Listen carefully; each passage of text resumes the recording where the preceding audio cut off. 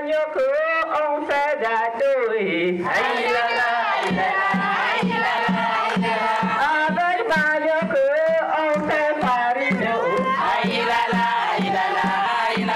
Avec manioc, je bois whisky. Avec manioc, je paye l'école. Avec manioc, je construis mes œuvres. Avec manioc, j'achète voiture.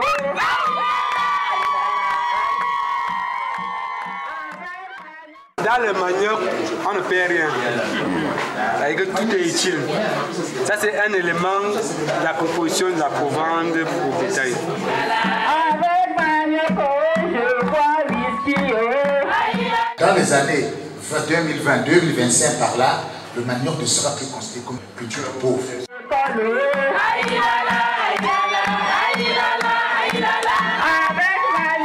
Les producteurs du manioc qui ont 40 tonnes fois 50 000 francs la tonne, c'est 2 millions. Au Cameroun, il n'y a aucun produit comme pour vendre 2 millions par hectare. Le cacao, vous pouvez avoir maximum 1 million 200. Le café, c'est 800 quelque chose. Avec manioc, on fait d'adouer. Du 21 au 25 novembre 2017, s'est tenue à Yaoundé au Cameroun une visite d'échange entre les acteurs des plateformes nationales et régionales. Cette visite, organisée par le PRASAC, avait pour but de recenser et partager les différentes technologies et techniques de production et de transformation du manioc en zone CEMAC.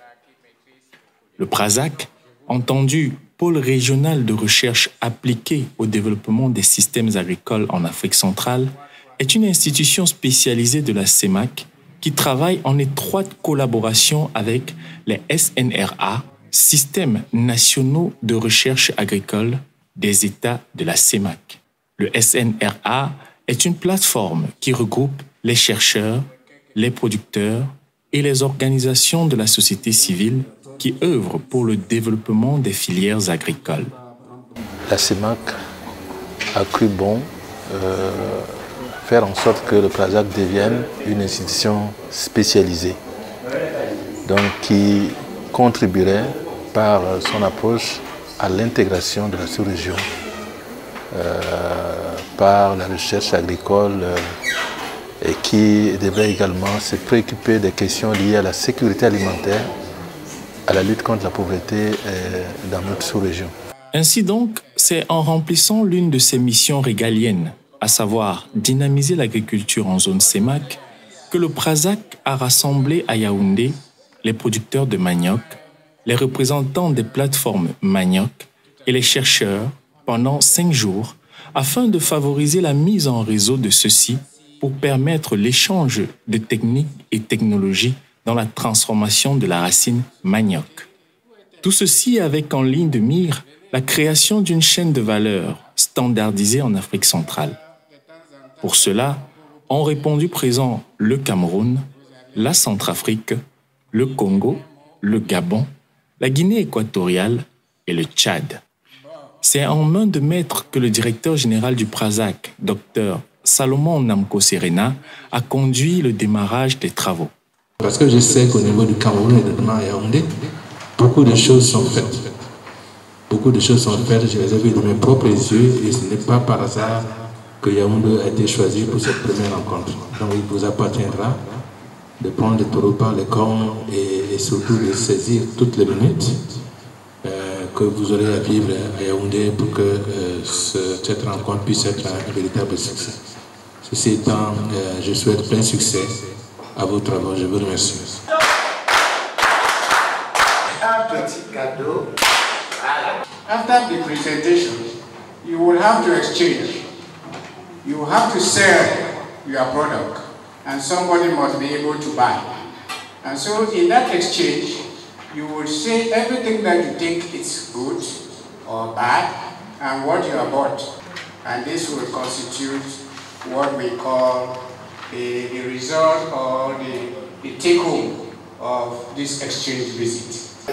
Le PRASAC a, dans le cadre de son appui, donné un coup de main au bureau de la plateforme sous-régionale pour lui permettre d'inviter un certain nombre de représentants des plateformes nationales des 6 pays afin qu'ils puissent se retrouver et partager leur savoir-faire. Il faudrait que les hommes, il faudrait que les femmes, il faudrait que les jeunes qui produisent, qui sont dans nos différents bassins, etc., il faut qu'ils se retrouvent pour échanger entre eux et voir dans quelle mesure ils peuvent promouvoir d'abord le commerce au niveau national et également au niveau sous-régional. Il faut qu'il y ait un brassage, il faut qu'il y ait des échanges. Le premier jour des travaux était consacré à une présentation sur les boutures de manioc, car tout commence par les boutures. Cette communication a permis de cerner les activités, les difficultés rencontrées par les semenciers et la diversité variétale. Si en zone CEMAC, il existe aujourd'hui des variétés améliorées par la recherche avec des noms scientifiques standards, il faut noter que dans chaque pays membre, il existe aussi plusieurs variétés traditionnelles. Il était donc question que chaque plateforme présente les variétés existantes et les noms d'appellation, ce qui a constitué le premier panel. Au niveau du Cameroun, vous avez la 8061, qui est une variété qui avait été développée par l'IRAD. Vous avez Zievomobodze. Qu'est-ce que la famine peut me faire? Ça veut dire que c'est après 3 mois, 4 mois, vous pouvez déjà avoir quelques petites racines que vous pouvez consommer. Nous avons la 8034, Mambikini, Afuba, Ngonomvan et puis Dogaoudou. En dehors du MM96, MM96, il y a par exemple la variété quinine, le cultivar quinine. Quinine, ça veut dire quoi? Ça veut dire que c'est une variété très amère qui rappelle la quinine. En RCA, jusqu'aujourd'hui, il n'y a pas un semencier de manioc. La recherche même a intensifié la production de boutures grâce à la crise. Le CSR a introduit 4 nouvelles variétés et qui sont en test au niveau de la recherche pour être diffusées. Nous avons au niveau de la recherche 110 variétés de manioc, des variétés locales et des variétés améliorées. Mais en ce moment, les variétés que nous produisons beaucoup, c'est les variétés que l'ITA a importées. Donc c'est la TME 225, la RB 89/509 et les 94/106. Donc c'est des variétés à haut rendement et des variétés tolérantes à la mosaïque. De ce premier échange, l'on peut retenir que chaque pays de la sous-région possède des variétés de manioc traditionnelles et améliorées qui lui sont propres. Ces variétés ont toutes des propriétés nutritionnelles similaires. En plus, si la recherche a donné des noms aux variétés, les producteurs ont quant à eux nommé un fait historique, la sensibilité et le comportement des boutures dans leur région. Une fois les variétés recensées, place au second échange du séminaire qui constituait le point essentiel de la rencontre, à savoir présenter les principaux produits dérivés de la racine manioc dans chaque pays. On est venu à cette visite d'échange et on a eu cette opportunité de présenter nos produits à base de manioc. On a commencé par d'abord les feuilles. On a les galettes de manioc, les garis qu'on a présentés ici. On a les cossettes. On va au moulin pour moudre maintenant. On fait la farine de manioc pour faire la boule de manioc. Et c'est ça notre plat de résistance là-bas. Et il y a aussi l'alcool de traite qu'on peut faire à base de manioc aussi. Mais cette fois-ci, on essaie de mélanger avec du maïs. Nous avons amené le type de qualité de manioc que nous fabriquons au Congo, Congo-Brazzaville. Nous avons premièrement les chikwang, nous avons les maniocs durs là, qu'on appelle les mbugutu. Et nous avons les maniocs qu'on coupe en petits morceaux et on prépare ça, on appelle ça mayak mankatu. Nous avons 3 différentes transformations que nous avons présentées. Du manioc en bâton, de 2 manières de transformation. Il y a le manioc en bâton simplement transformé, mais qui vient tout droit du sud du Gabon. Nous avons également autres manioc en bâton, mais beaucoup plus raffinés, qui viennent de la région du Grand Nord du Gabon.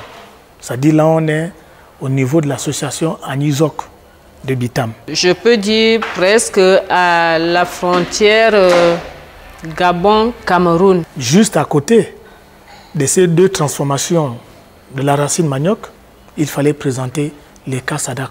La filière manioc est une filière d'avenir, car le manioc est une plante comestible des feuilles à la racine. Le Prasac, conscient de cette réalité, a tenu à ce que pendant cette visite d'échange, un point clé soit la descente sur le terrain afin de voir de près les avancées et innovations dans la production et la transformation du manioc par certains producteurs camerounais. Pour cela, les participants se sont rendus à Bingela, à 15 km au sud de Yaoundé, dans une usine locale de fabrication d'amidon. Puis, ils se sont rendus à Oveng, au siège de la coopérative Sokopmatpa, pour se faire une idée de ce que le Prasac appelle chaîne de valeur manioc. À Bingela, les racines manioc sont transformées en amidon.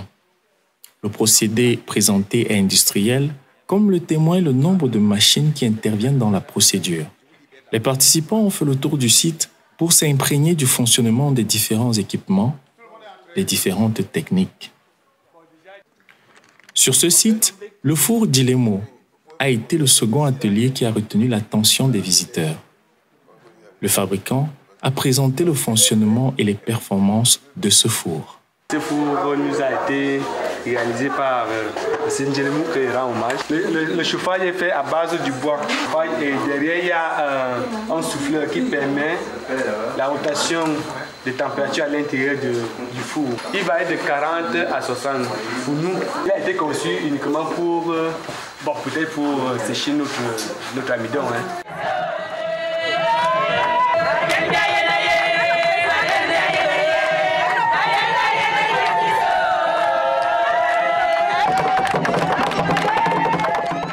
Par la suite, les femmes de la coopérative Sokopmatpa de Oveng vont faire une démonstration grandeur nature de leur technique phare de transformation des feuilles et racines manioc.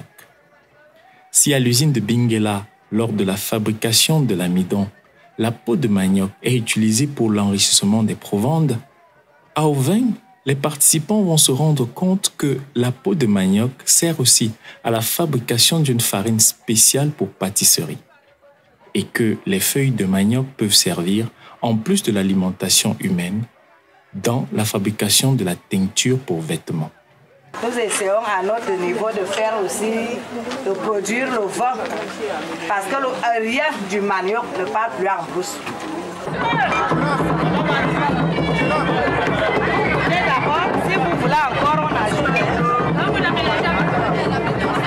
C'est ainsi que cette descente sur le terrain a été l'un des moments forts de cette visite. Le Prasac l'avait compris, l'agriculture ne se fait pas dans les salles de réunion climatisées, mais sur le terrain. Et c'est là-bas qu'il faut appliquer les résultats des recherches pour améliorer les conditions de vie des producteurs et donner une valeur ajoutée aux différents produits. Je veux faire la présentation. Maintenant, voici la bouture. Voici les feuilles. Voici les cossettes. Avec les cossettes, on a la farine, on a le zater, on a le couscous, on a l'amidon, tout ce que vous voyez avec les cossettes. Voici le bâton de manioc, notre produit phare alors. La farine de peau. Peau de manioc, le garin blanc. Voici le whisky à base de la farine et cossettes. Ça, c'est la farine. La farine panifiable qui fait dans le gâteau. La farine de peau de manioc. Voici son gâteau et voici les croquettes. Avec manioc, je construis mes œuvres. Au fur et à mesure que les participants échangent entre eux, ils se rendent compte qu'en matière de transformation du manioc, de nombreux mets à base de manioc sont similaires et d'autres bien spécifiques. Bon, en ce qui concerne les galettes que j'ai amenées, c'est les mêmes procédés qu'on utilise pour faire les galettes de la farine. Il suffit de remplacer seulement la farine par la farine de manioc.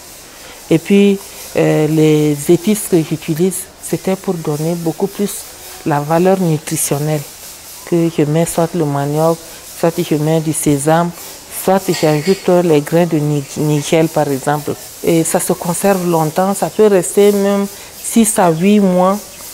Donc à l'air libre, donc les gens ils préfèrent voyager avec. Je suis amené le manioc préparé à différentes manières. On a amené l'encona mélangé avec la fleur des palmiers. C'est ce qu'on appelle en patois un surunkona. Et on a amené l'encona mban qu'on mélange les maniocs avec l'huile de palmier. Et l'autre manière de préparer, on a amené un kona avec l'arachide, un kona owono. C'est mélanger l'arachide, les crevettes, la manioc aussi.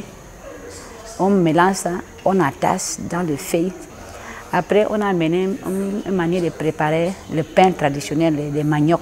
On appelle ça piso. On a amené 2 qualités de pain traditionnel des manioc là. Piso mélangé avec les coconuts qu'on a amené. On a amené 5 variétés de préparer les manioc.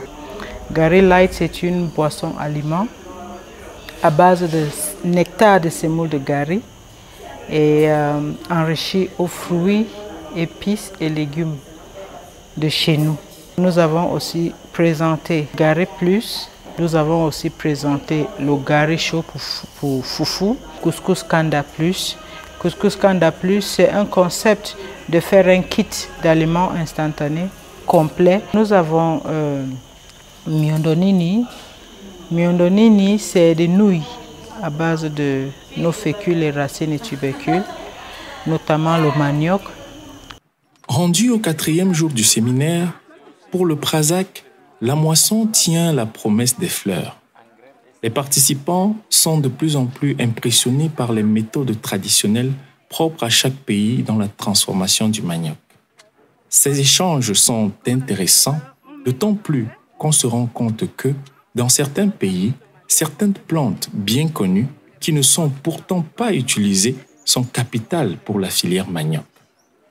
C'est le cas de la fleur marguerite, utilisée au Cameroun comme biofertilisant et biopesticide, ou les fleurs de palmier et les extraits de noix de coco, utilisés en Guinée équatoriale comme assaisonnement dans la cuisson des mets particuliers faits à base des racines manioc, le sunkona et le piso, respectivement. Il y a déjà une chaîne de solidarité qui s'est créée. Et au fur et à mesure que le temps passe, les gens font des échanges porteurs et tout. Ça m'a vraiment marqué. Des gens qui au départ ne se connaissaient ni d'Elta ni d'Adam, qui instinctivement se mettent ensemble et décident de continuer. Ça veut dire que ce que nous sommes venus faire ici, l'idée avec laquelle nous sommes arrivés va vraiment aller loin. Je peux déjà m'approprier de ces échanges pour aller implémenter ça chez nous. Un autre point important de cette visite d'échange était la notion de coopérative. En effet, l'industrialisation ou le développement de la filière manioc ne peut se faire avec des petits producteurs isolés. Le Prazac, dans sa stratégie, met un accent particulier sur le regroupement des producteurs isolés en coopérative afin qu'ils parlent d'une seule voix et constituent un partenaire fiable face aux bailleurs de fonds et aux investisseurs de tout ordre. En créant des coopératives, les petits producteurs mettent ensemble leur production pour constituer un fournisseur de quantité capable d'intéresser les industriels, et c'est ainsi qu'on peut mettre sur pied une chaîne de transformation allant de la production à la commercialisation d'un produit normalisé. Les produits doivent être caractérisés dans des laboratoires. Par exemple, le manioc, la variété. Chaque variété doit avoir sa fiche technique de caractérisation agroalimentaire dans un laboratoire de renommée et qu'il soit produit partout d'ailleurs, la même variété, cette fiche est applicable. La deuxième chose maintenant, c'est le procédé de transformation, la standardisation ou bien la normalisation qui doit accompagner cela. C'est la pureté variétale qui doit être garantie. À partir de cette pureté variétale, nous associons à cela les caractéristiques agroalimentaires standardisées dans un laboratoire de renommée. Standardiser les procédés de fabrication et créer une chaîne de valeur unique de transformation de la racine manioc serait le fer de lance pour le développement de cette filière. C'est fort de ce postulat et convaincu de la faisabilité que le PRASAC a convié les chercheurs à cette visite d'échange. En effet, la majorité des produits dérivés du manioc dans tous les pays CEMAC s'obtiennent après une étape importante qui est le rouissage. Au cours de la mise en œuvre du projet manioc, implémenté par le PRASAC et ses partenaires, la recherche a développé et mis à disposition des producteurs un produit qui est en cours d'évaluation sur le terrain, mais dont les résultats sont déjà intéressants. C'est le stater. C'est de la farine utilisée pour faciliter le rouissage.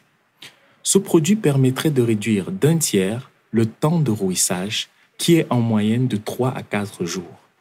Un gain de temps énorme pour toute structure qui veut s'industrialiser.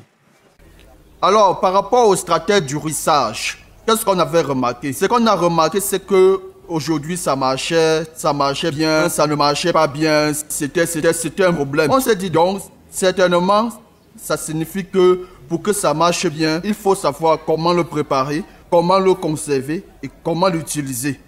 L'une des chaînes de valeur industrielle simplifiées dans la transformation de la racine manioc, qui peut être commune en zone CEMAC, est la production du gari, de la farine de manioc et de l'amidon.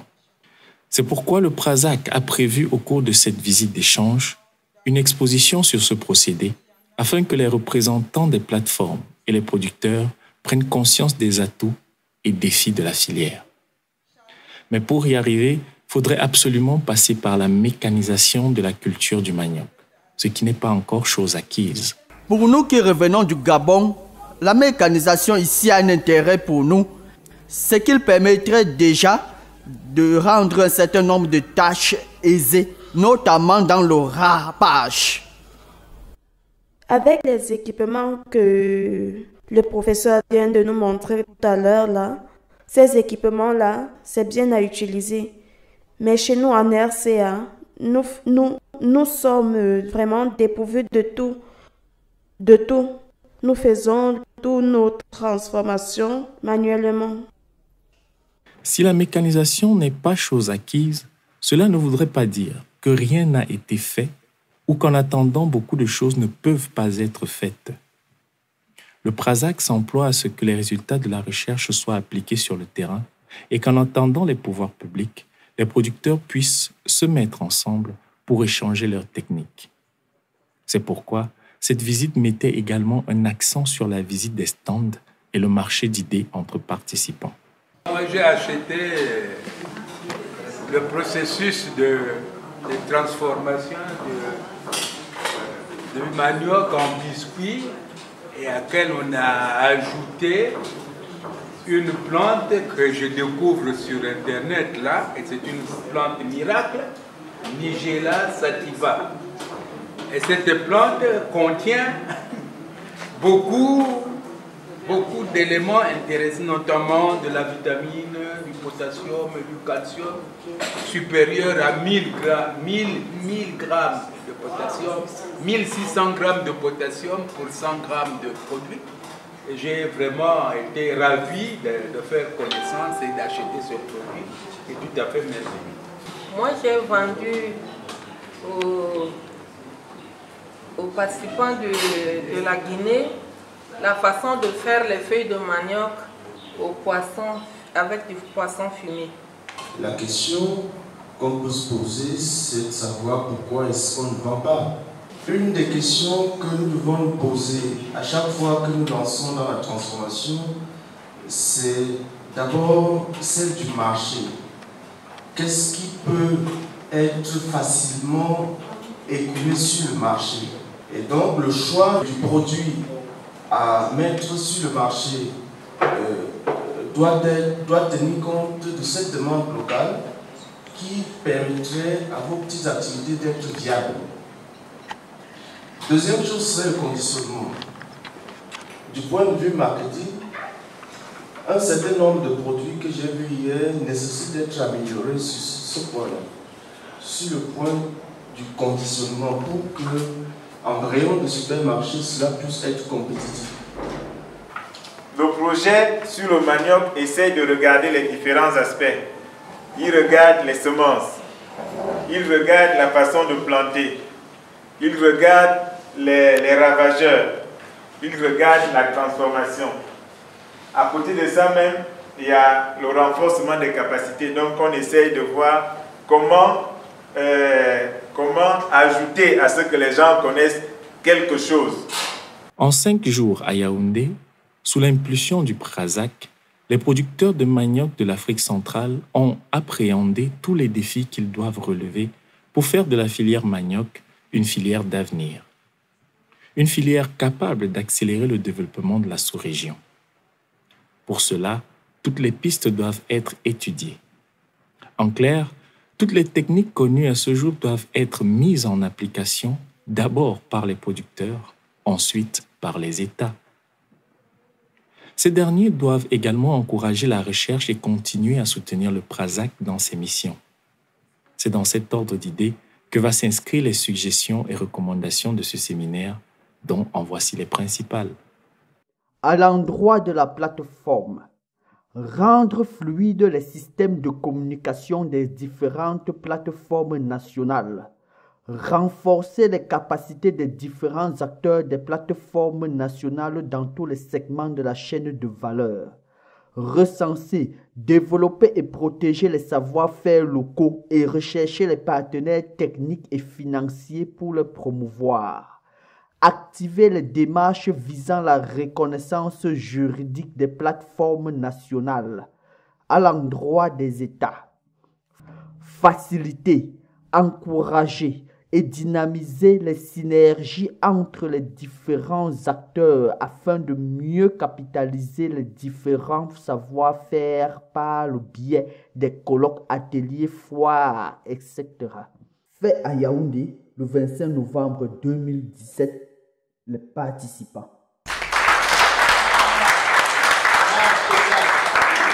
Pour le secrétariat. Vous voyez, donc, au cours de ces 4-5 jours, nous nous sommes rendus compte qu'il y a une richesse incommensurable de procédés dans le domaine de la chaîne de valeur manioc. Mais ça, ce n'était pas su.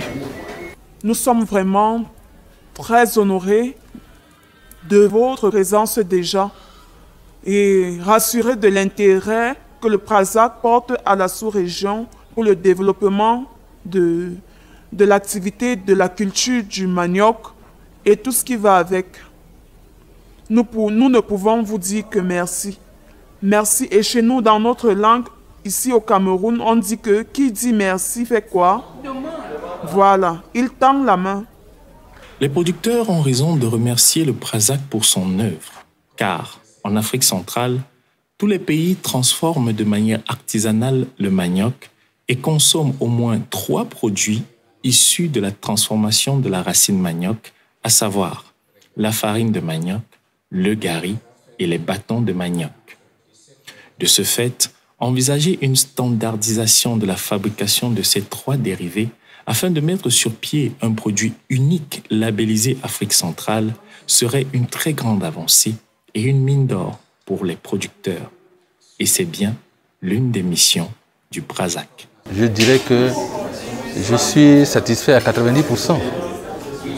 Parce que là, on est en train d'atteindre pratiquement l'ensemble des objectifs du projet.